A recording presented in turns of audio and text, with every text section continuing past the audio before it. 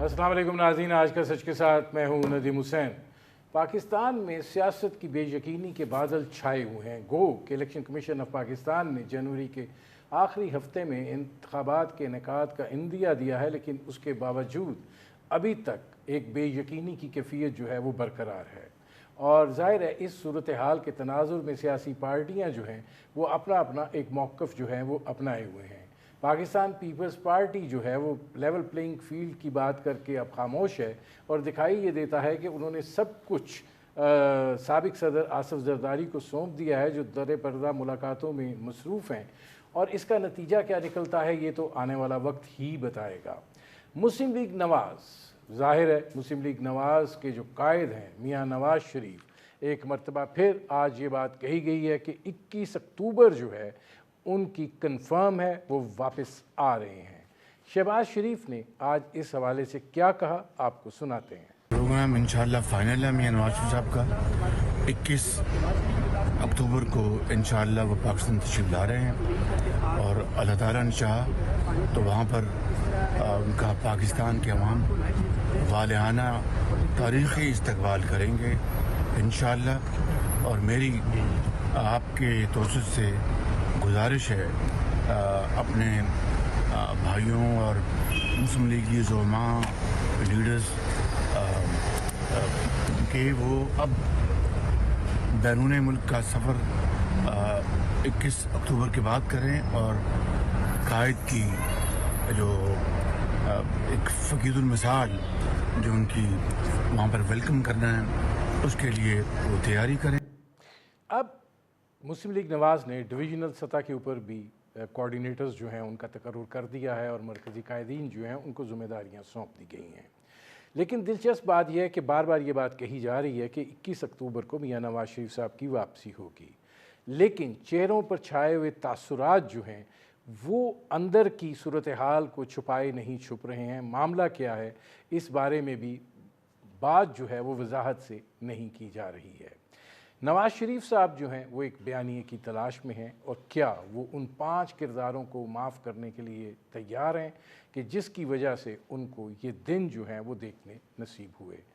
انہوں نے گزشتہ بیان دیا تھا، اس سے یہ آشکار ہو جاتا ہے کہ وہ اس راستے سے ہٹنے کے لیے تیار نہیں ہیں، اور یہی وجہ ہے کہ میاں شہباز شریف جو لندن سے واپس آئے، اگلے روز ہی فلائٹ پکڑ کر وہ دوبارہ لندن پہنچے۔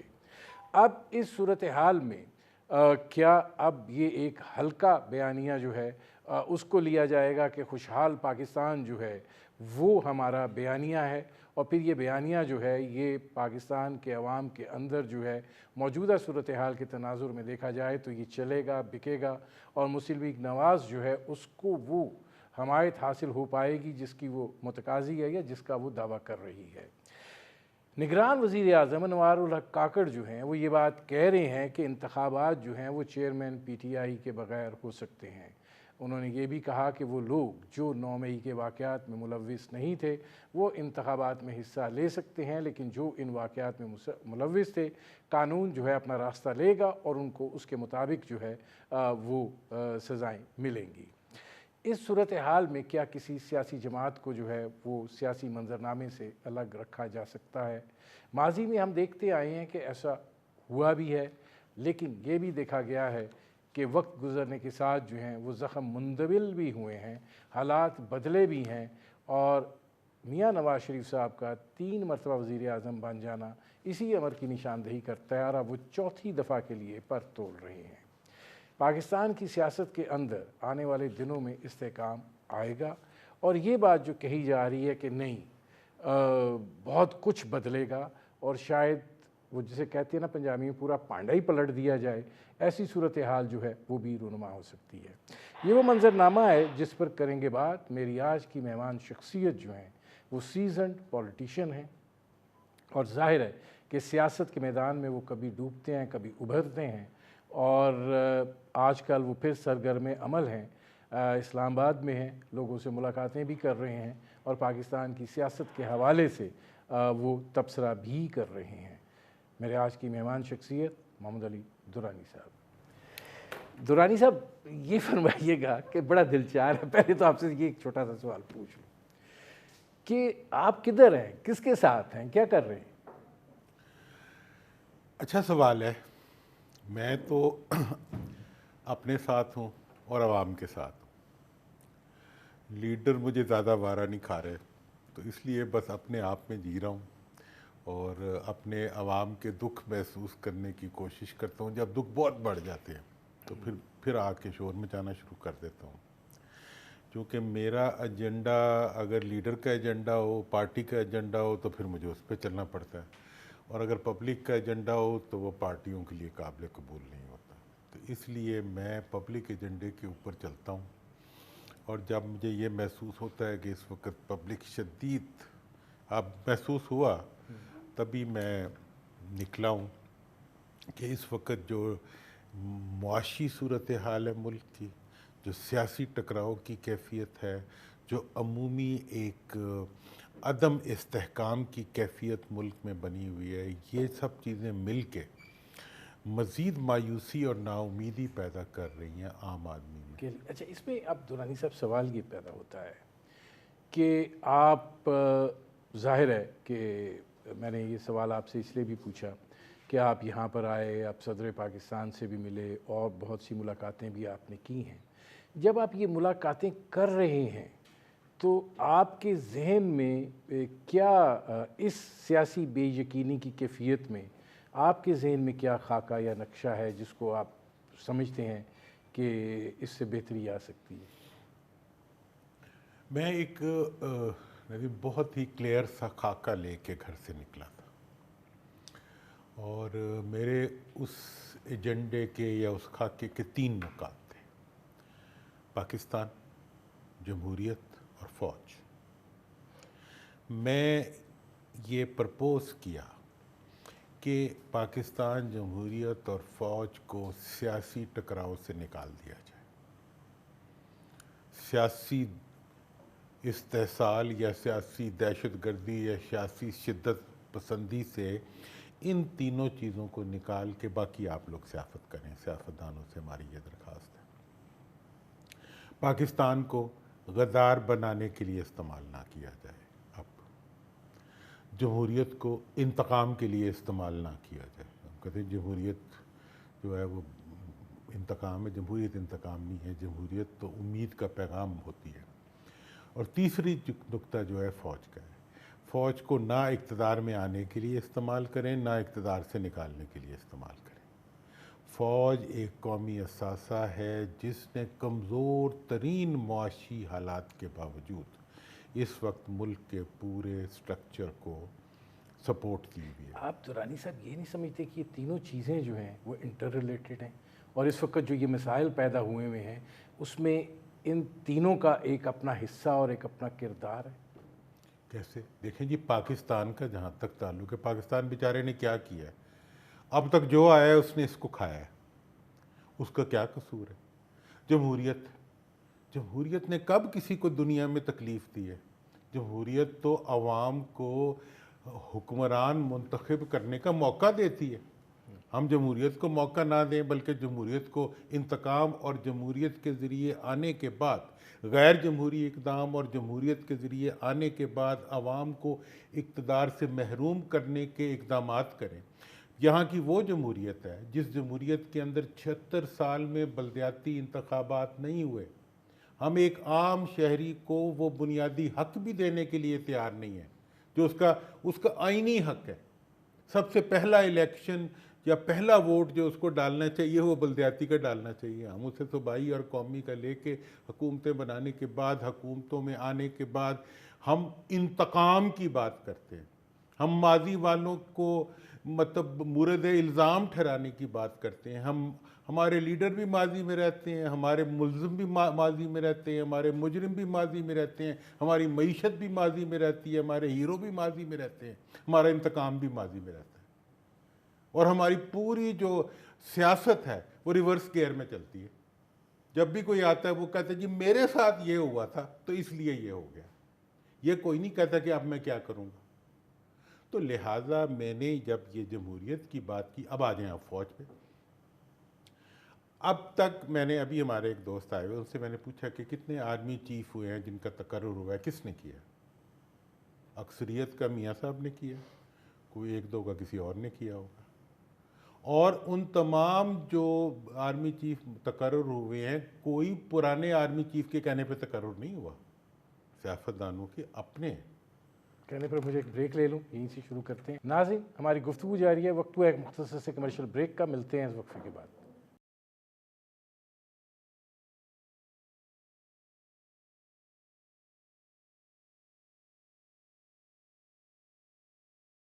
ویلکم بیک ناظرین، میرے آج کے مہمان محمد علی درانی سینئر سیاستدان ہیں، ان سے ہماری گفتگو جاری ہے۔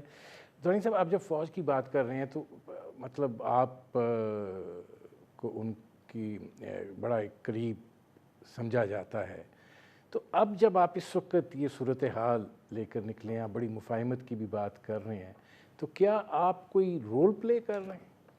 دیکھیں جی، میں نے تو یہ کیا ہے، یہ تاثر دیا جا رہا تھا کہ شاید یا کوشش کی جا رہی تھی کہ فوج کو اس ٹکراؤ کا حصہ بنایا جائے۔ میں نے آ کے یہ کہا ہے کہ بھئی اس وقت جو ٹکراؤ ہے اس کو ختم کرنا سیاسی پارٹیوں کی اپنی ذمہ داری ہے۔ سیاسی پارٹیاں اور قانون کے مطابق جو ہے مسئلے حل ہوں گے تو مسئلے حل ہوں گے۔ اس میں جن لوگوں کا کوئی آئینی رول نہیں ہے، کوئی قانونی رول نہیں ہے، انہیں بلا وجہ گھسیٹ کے جی پچھلی دفعہ آپ اس کو لائے تھے تو اس دفعہ آپ ہمیں لائیں، یہ ان کا رول نہیں ہے۔ ہر رول لیکن وہ رول ادا تو ہوتا رہا ہے، اب تو وہ پروجیکٹ کھل کے سامنے آ گیا، ہر چیز سامنے آ گئی۔ دیکھیں میں کیوں اب دیکھیں جی، ٹڈی مارنا کس کا رول ہے؟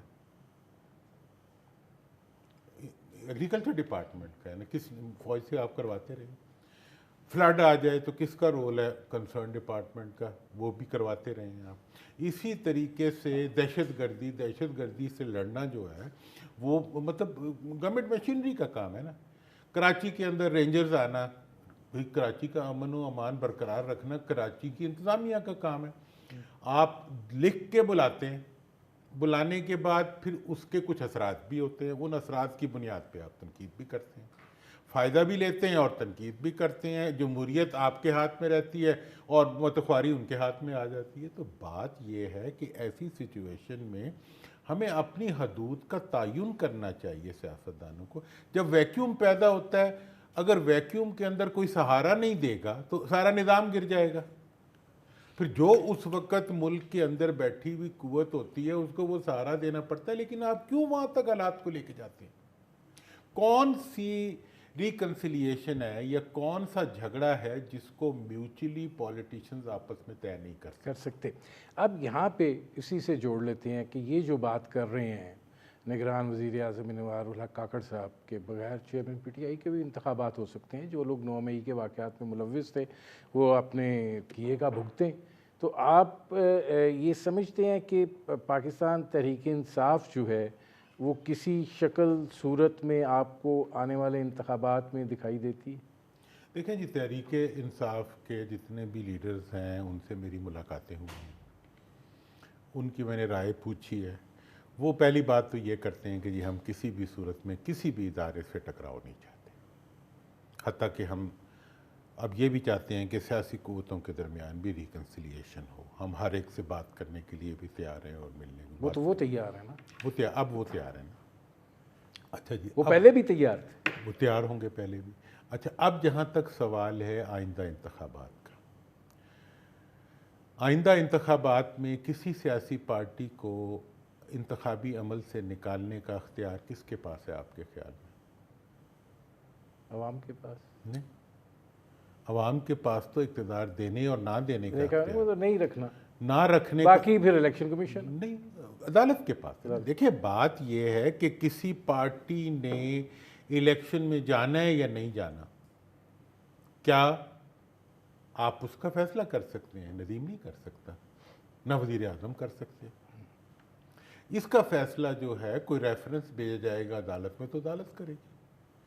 تو میں سمجھتا ہوں کہ بڑے سے بڑے عہدے پہ بیٹھے ہوئے فرد کو بھی آئین اور قانون کی حدود میں رہ کے اپنی رائے کا اظہار کرنا چاہیے۔ آپ کی صدر مملکت سے بھی ملاقات ہوئی، آپ کو نہیں لگتا کہ اگر وہ آئین کے تحت کردار ادا کرتے تو وہ ایک بہتر آج صورتحال میں ہوتے سسٹم کے حوالے سے؟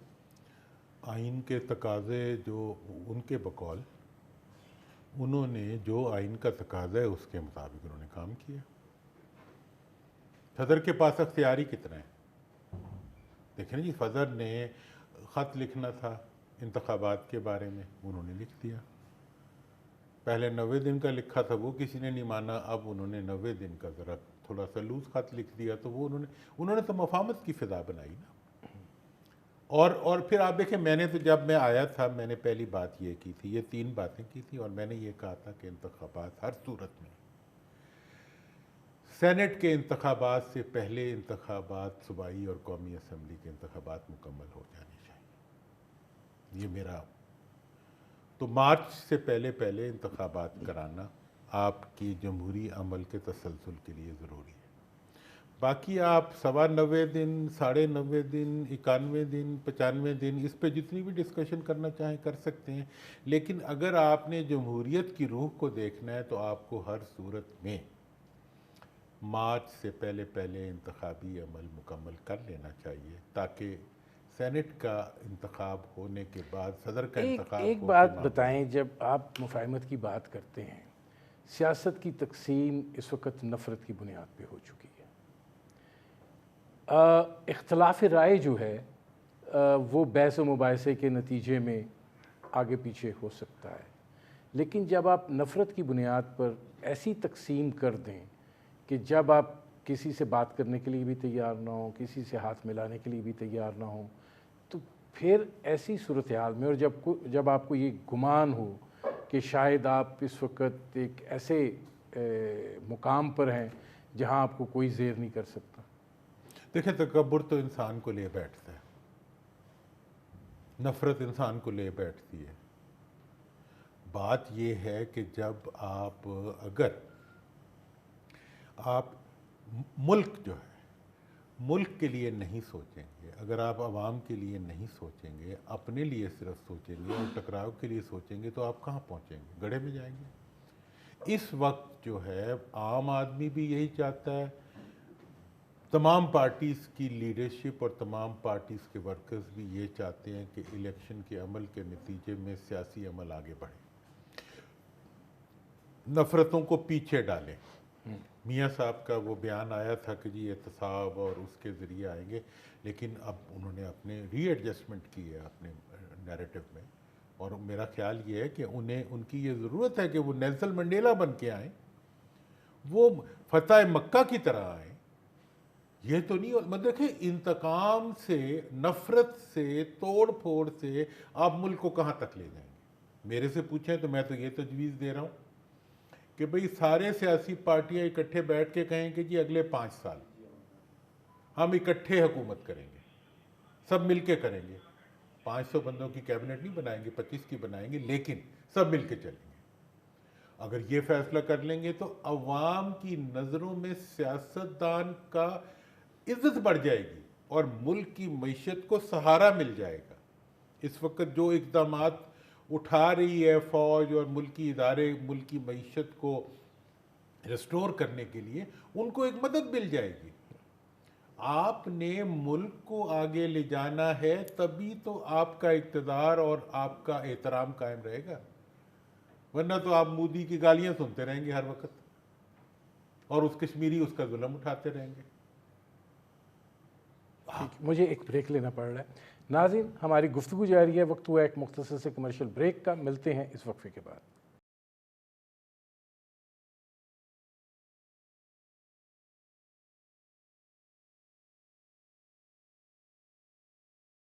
Welcome back. ناظرین، میرے آج کے مہمان محمد علی درانی، سینئر سیاستدان، ان سے ہماری گفتگو جاری ہے.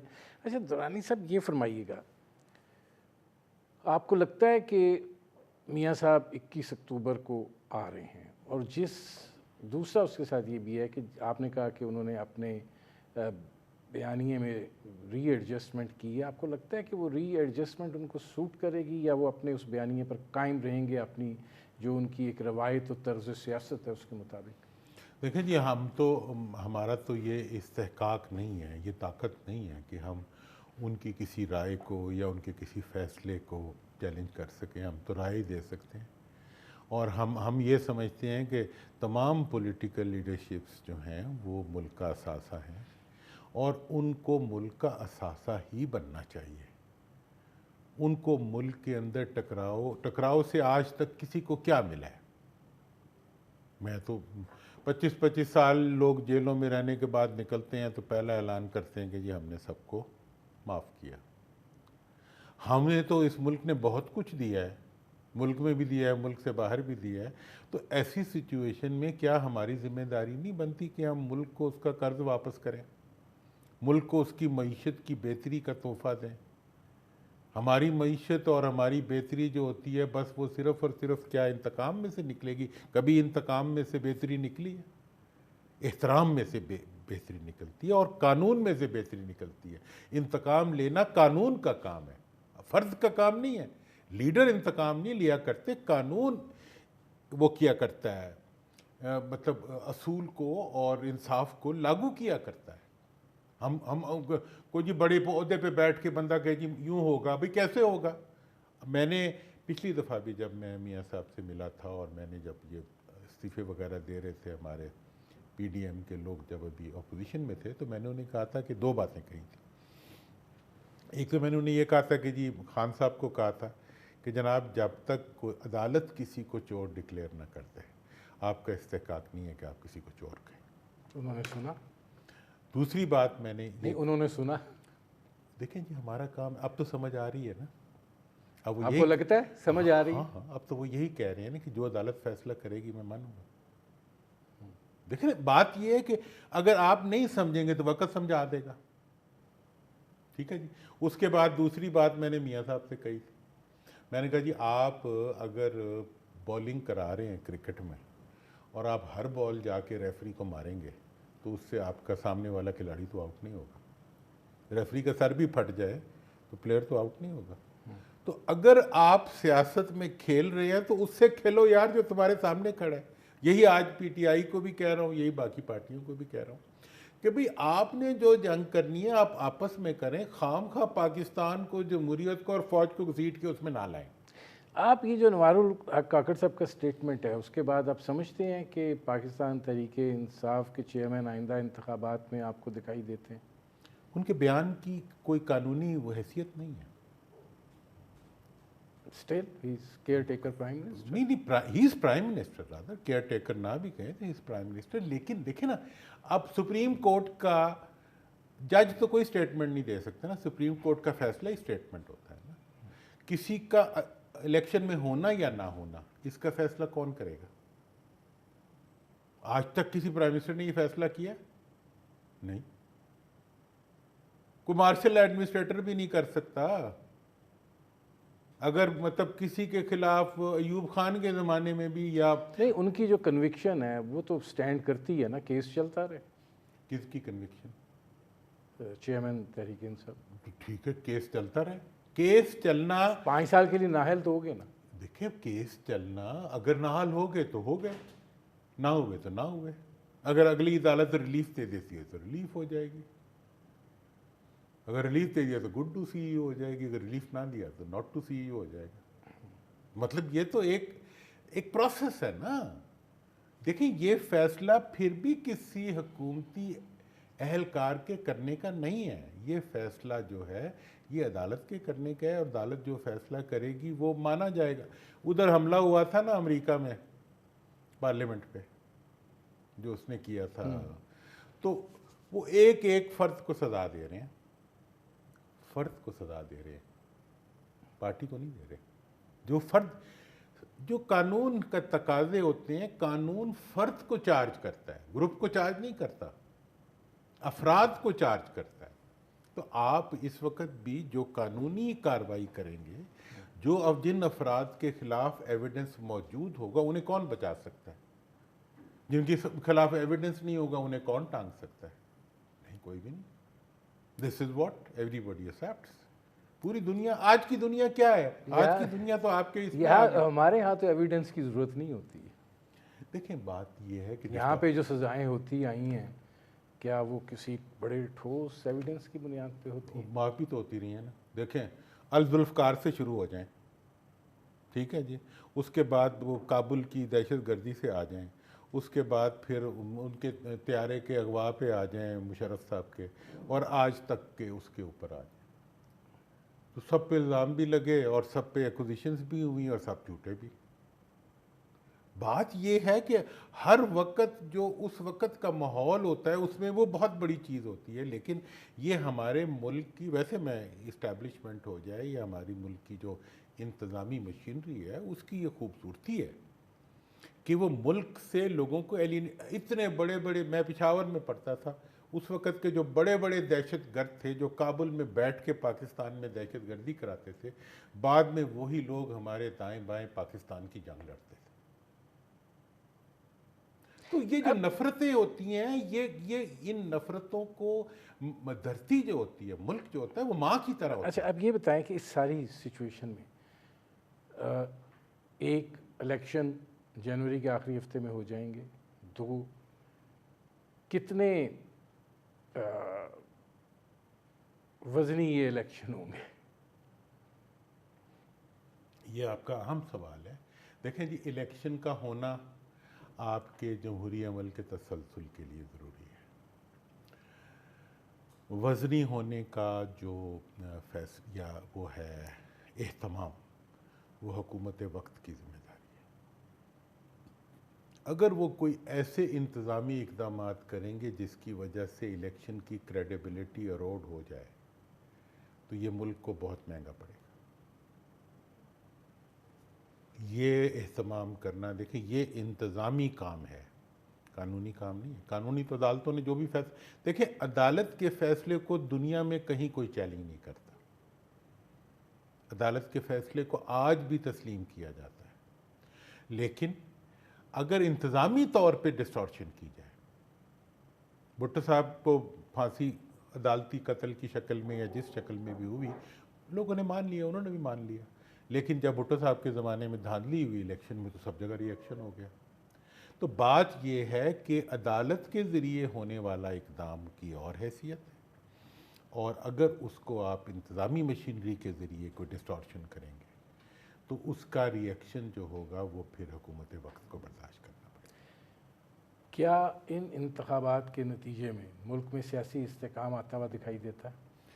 دیکھیں جی, جب بھی جس وقت بھی فیئر اینڈ فری الیکشنز ہوتے ہیں اور اس کے نتیجے میں ایک عوام کی نمائندہ حکومت آتی ہے, وہ اہل ہو یا نااہل ہو, نااہل ہو تو عوام اس کو, ابھی ہم نے عمران خان صاحب کا دیکھا ہے, یہ اگر یہ آخری چیز نہ ہوتی تو ان کی کیا پوزیشن تھی, 15 سیٹیں 20 سیٹیں آ رہی تھی نا.